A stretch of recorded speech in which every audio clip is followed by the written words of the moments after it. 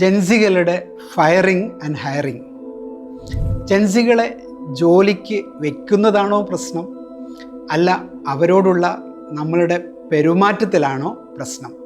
13 വയസ്സ് മുതൽ 28 വയസ്സ് വരെയുള്ള ജീവനക്കാരെ പല ബിസിനസ് സ്ഥാപനത്തിലും വെക്കുന്ന മുതലാളിമാർക്ക് അവരുടെ പെരുമാറ്റത്തോട് സഹിക്കവയ്യാതെ പലരും ജോലി ഉപേക്ഷിക്കുന്നതായി പോലും വാർത്തകൾ വരുന്ന ഒരു കാലമാണ്.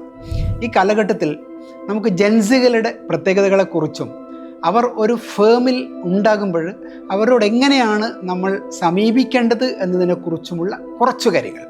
ജൻസികൾ വളരെ ഉത്തരവാദിത്തത്തോടുകൂടി അവരുടെ യുക്തിക്കനുസരിച്ച് അവരുടെ തീരുമാനമനുസരിച്ച് ജോലി ചെയ്യാൻ ഇഷ്ടപ്പെടുന്ന ആളുകളാണ്.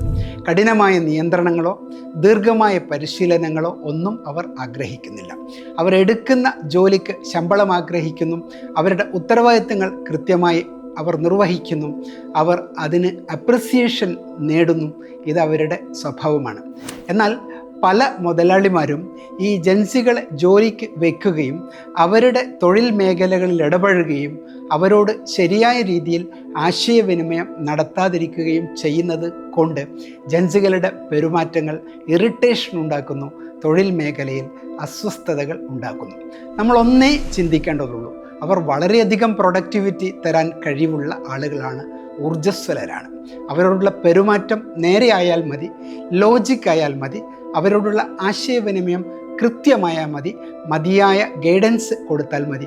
അനാവശ്യമായ പരിശീലനങ്ങളും ദീർഘിച്ചുള്ള മീറ്റിങ്ങുകളും ഒഴിവാക്കിയാൽ തന്നെ നമുക്ക് നമ്മുടെ ഫേമിൽ അവരിൽ നിന്ന് നല്ല പ്രൊഡക്ടിവിറ്റി കിട്ടും.